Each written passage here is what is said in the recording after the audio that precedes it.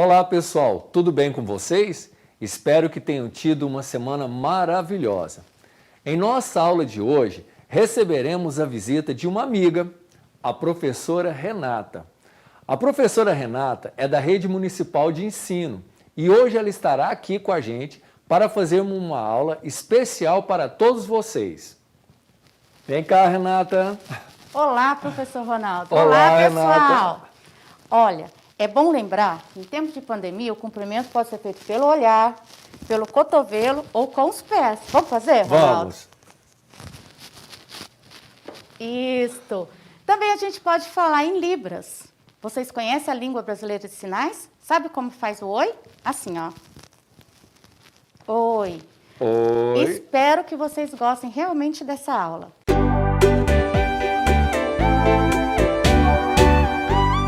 Como o Ronaldo disse, eu trabalho na Rede Municipal de Uberlândia, na Escola Iraci, que fica lá no bairro Planalto.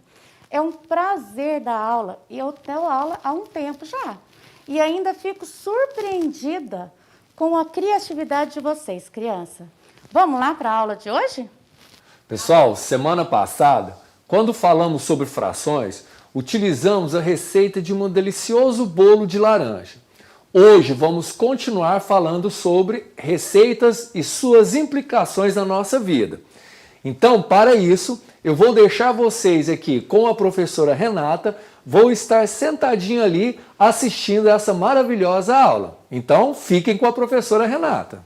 Vamos começar hoje com esse livro que escolhemos para você. As Cocadas, de Cora Coralina. Conhecem? Sou apaixonada por literatura.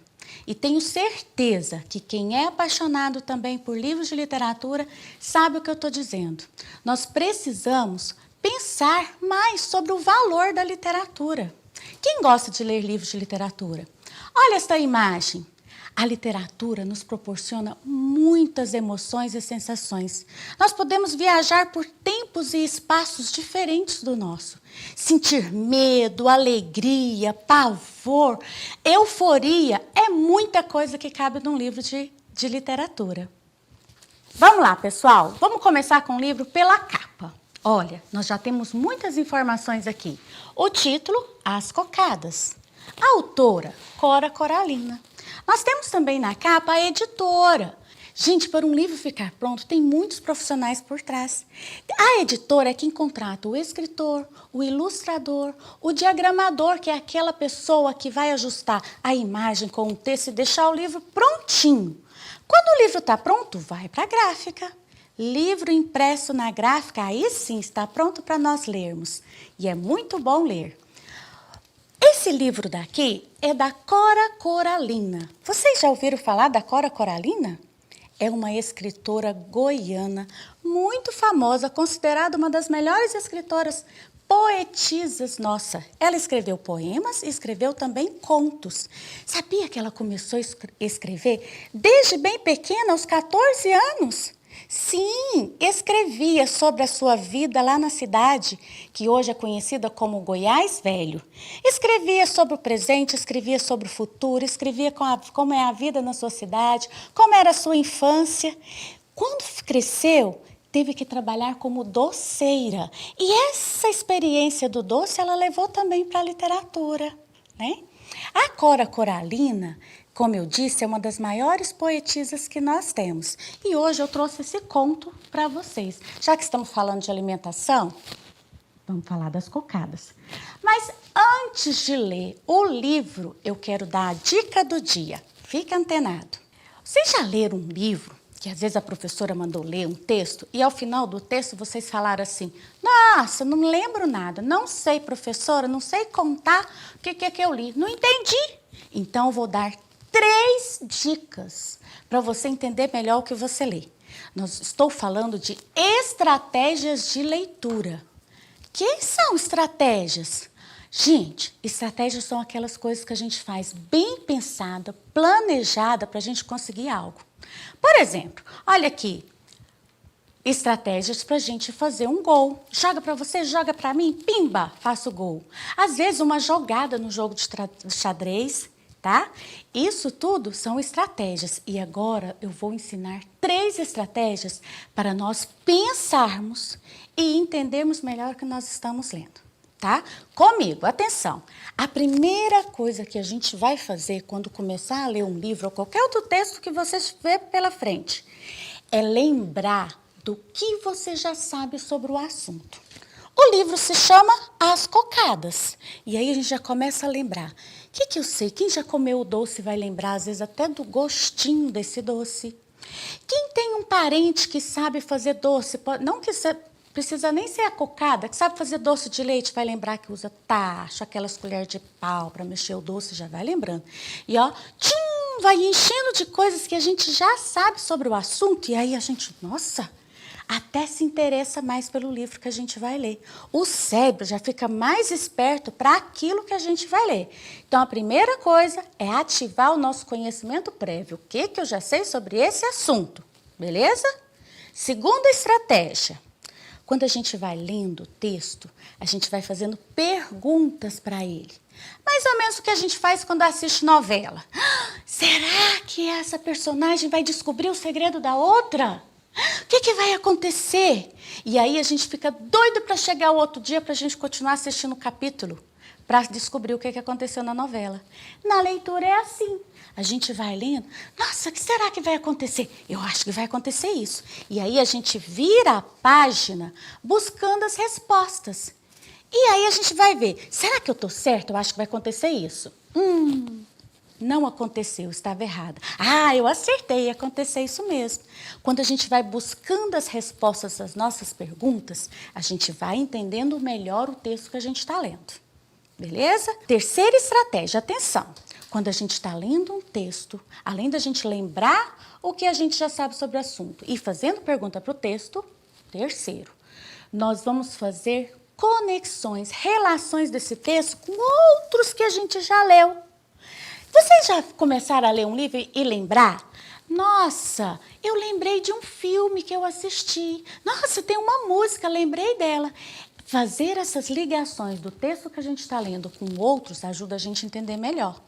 Às vezes a gente faz ligações, não é com outros textos, mas com a nossa vida. Nossa, eu já vivi uma coisa semelhante aí que aconteceu nesse livro. Ou então, nossa, eu conheço alguém que apareceu, que viveu bem parecido que esse personagem viveu. Beleza? Se você fizer isso, você vai entender melhor os textos. Numa outra oportunidade, eu dou outras dicas de estratégias, tá? Bora lá? Vamos para o texto da Cora Coralina?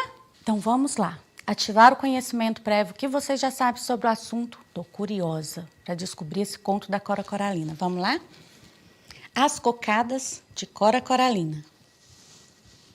Aqui já tem algumas pistas do ilustrador, do Ale Abreu. Tem uma menina, tem um cachorro. A gente tem que prestar atenção nas ilustrações também.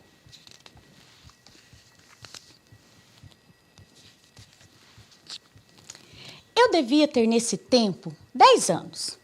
Era menina prestimosa e trabalhadeira, à moda do tempo. Tinha ajudado a fazer aquela cocada. Tinha areado o tacho de cobre e ralado o coco. Acompanhei rente a fornalha todo o serviço, desde a escumação da calda até a apuração do ponto. Vi quando foi batida e estendida na tábua, vi quando foi cortada em losangos. Saiu uma cocada morena de ponto brando, atravessada de paus de canela cheirosa. O coco era gordo, carnudo e leitoso. O doce ficou excelente. Minha prima me deu 2 cocadas e guardou tudo mais numa terrina grande, funda e de tampa pesada. Botou no alto da prateleira. 2 cocadas só. Eu esperava 4 e comeria de uma assentada 8, 10 mesmo. Dias seguidos namorei aquela terrina inacessível. De noite sonhava com as cocadas. De dia as cocadas dançavam pequenas piruetas na minha frente. Ai, que vontade de comer essas cocadas. Sempre eu estava ali por perto. ajudando nas quitandas, esperando, aguando de olho na terrina, que continuava lá, no alto da estante. Eu batia os ovos, segurava gamelo, untava as formas, arrumava nas assadeiras, entregava na boca do forno e socava a casca no pesado almofariz de bronze. Será que ela vai comer dessas cocadas? O que será que vai acontecer? Vamos ver? Estávamos nessa lida e minha prima precisou de uma vasilha para bater um pão de ló. Tudo ocupado. Entrou na copa e desceu a terrina, botou em cima da mesa, deslembrada do seu conteúdo. Levantou a tampa e só fez: "Ih!" Ai, ai, ai. Que será? Será que alguém tinha comido todas as cocadas? Será que aconteceu? O que é esse "Ih"? Vamos virar a página e descobrir. Apanhou um papel pardo sujo, estendeu no chão no canto da varanda e despejou de uma vez a terrina. As cocadas moreninhas, de ponto brando, atravessadas aqui e ali de paus de canela e feitas de coco leitoso e carnudo, guardadas ainda mornas e esquecidas, estavam cobertas de uma penugem cinzenta, macia e aveludada de bolor. Ai, que dó! Aí minha prima chamou o cachorro, Trovador. Trovador! E veio o Trovador, um perdigueiro de meu tio, lerdo, preguiçoso, nutrido e abanando a cauda. Farejou os doces sem interesse e passou a lamber assim de lado com o maior pouco caso. Eu olhando com a vontade louca de avançar nas cocadas. Até hoje, quando me lembro disso, sinto dentro de mim uma revolta mais dolorida de não ter enfrentado decidida, resoluta, malcriada e cínica aqueles adultos negligentes e partilhado das cocadas bolorentas com o cachorro. Coitada, ficou marcado na sua história. Quem não gostou, que conte outra. Quem gostou, palmas pra Cora. Pessoal, ler livro é bom. Conversar sobre um livro que a gente leu com alguém é melhor ainda.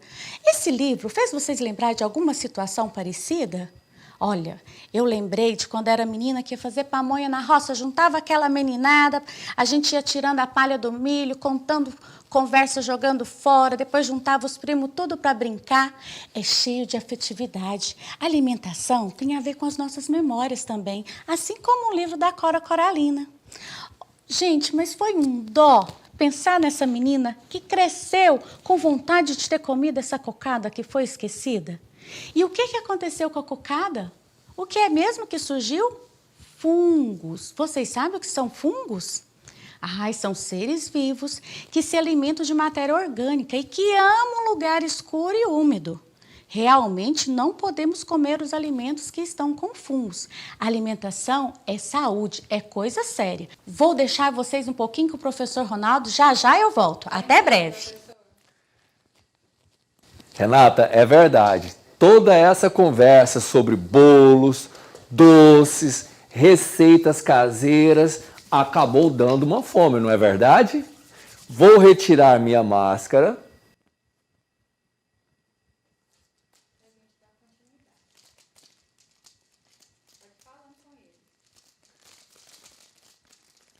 E vocês sabiam, pessoal, que existe uma região cerebral denominada de hipotálamo e que ela é responsável por avisar ao nosso corpo que estamos com falta de nutrientes e por isso devemos nos alimentar? É isso mesmo. Um dos objetivos do qual precisamos nos alimentar é o fato de que o nosso organismo necessita de nutrientes para manter nossas energias. E assim nós conseguimos realizar todas as nossas atividades diárias, como estudar, correr, andar de bicicleta e várias outras atividades. Mas vamos lá, nutrientes, o que são e para que servem? Nutrientes, pessoal, são substâncias presentes nos alimentos que são importantes para o funcionamento do nosso organismo. Eles são adquiridos pelo nosso corpo por meio do processo de digestão, que garante a quebra dos alimentos em partículas menores, que podem ser absorvidas pelo nosso organismo. Sendo assim, nossa fonte de nutrientes se encontra nos alimentos que comemos. Observem essa imagem. Nela podemos observar que é através dos alimentos que conseguimos os nutrientes para o nosso organismo. Vemos aqui também que os nutrientes estão divididos em carboidratos, vitaminas, minerais, fibras e proteínas e lipídios.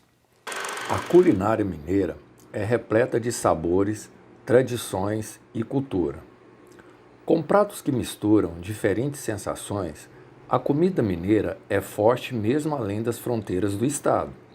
A conservação do fogão a lenha em diversos restaurantes agrega ao sabor da comida a memória da gastronomia da região rica nos temperos e nas combinações de ingredientes. O estado de Minas Gerais é tradicionalmente conhecido pela mesa farta e repleta de gostosuras. Os pratos típicos carregam muita tradição e o lugar mais importante de um lar mineiro é a cozinha. Apreciada por suas cores, sabores e aromas marcantes, a comida mineira é resultado do encontro dos povos indígenas, africanos e europeus, principalmente os vindos de Portugal.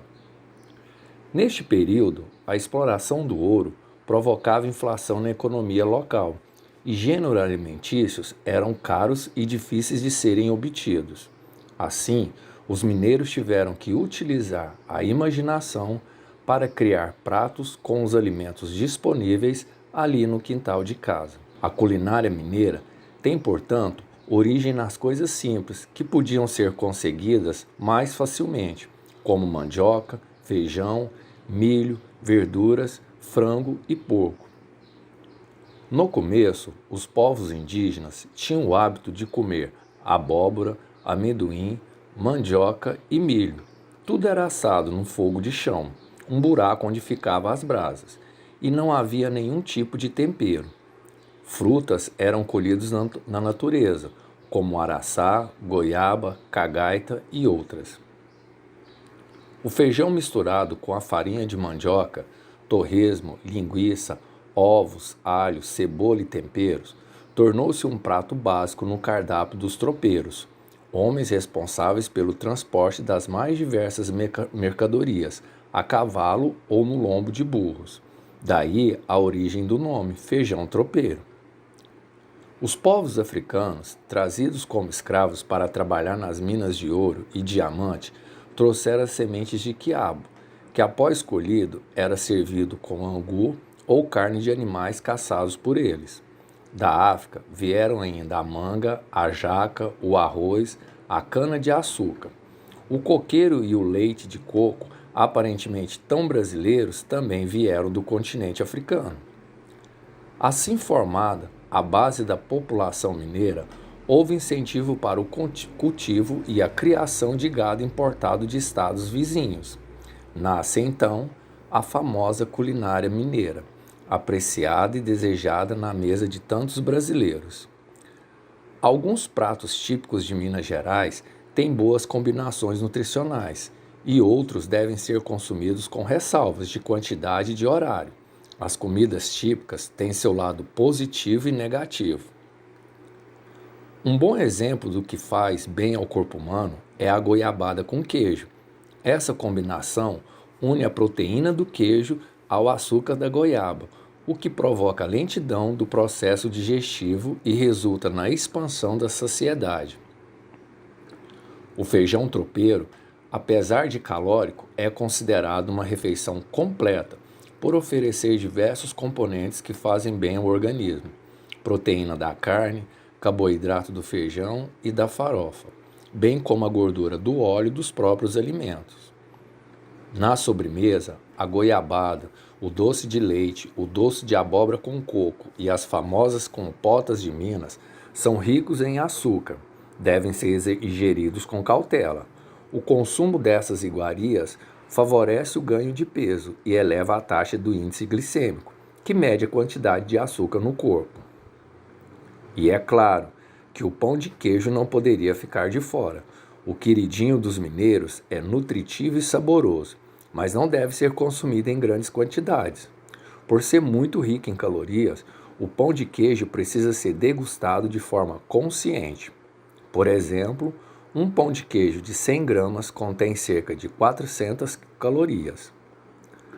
Arroz e feijão são uma mistura perfeita. O arroz é fonte de carboidratos e o feijão é rico em proteínas e fibras, além de ser uma fonte importante do ferro e de zinco. Frango com quiabo, esse clássico da culinária mineira, reúne vários nutrientes, como vitamina B, vitamina C, cálcio, ácido fólico e fibras, além de ser pouco calórico.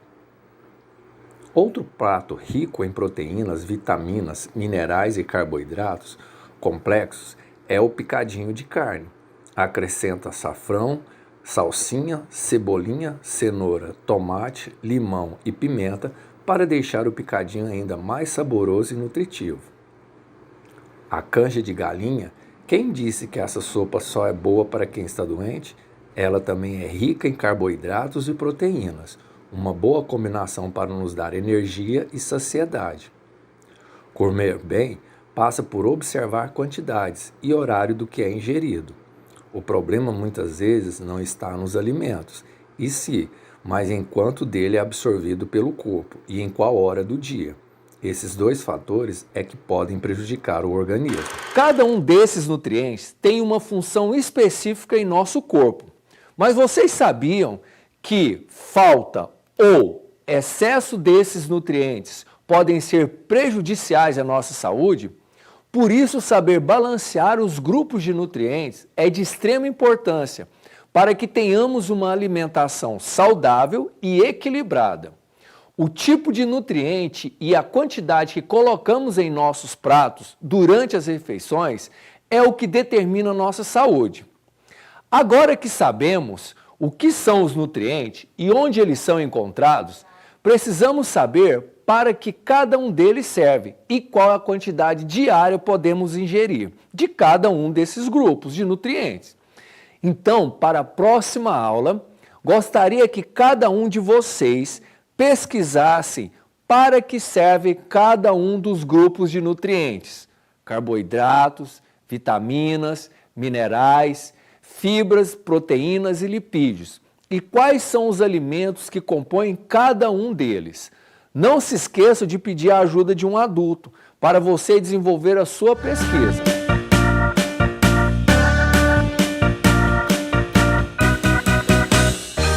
Viu, Renata? O tanto que os alimentos são importantes para a nossa saúde?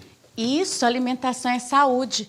Mas, Ronaldo, alimentação também é memórias. Sei que na última aula você fez um bolo de laranja, não é? Ai, delicioso. Fiquei assistindo e lembrei de uma receita da minha avó.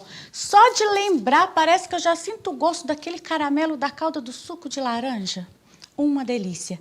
Hoje a gente encontra receitas em vários sites ou impressas em revista, mas receitas de caderno de receita de família é outra coisa. Vocês têm caderno de receita em casa? Dê uma olhadinha lá, veja quantas memórias afetivas, gostinhos e cheiros vocês sentem e olha como isso é importante para a história da sua família. Tudo isso num caderno de receita. E por hoje, eu acho que é só, Ronaldo. Será que o pessoal gostou? É verdade, né, pessoal? Hoje a nossa aula foi recheada de bastante novidades. Falamos sobre as memórias, vimos o livro da Cora Coralina e, assim, convidamos a professora Renata para estar presente em outras aulas junto com a gente, não é verdade? Será um prazer. E por enquanto, abraço enorme para vocês. Uma boa semana a todos vocês e até a nossa próxima aula.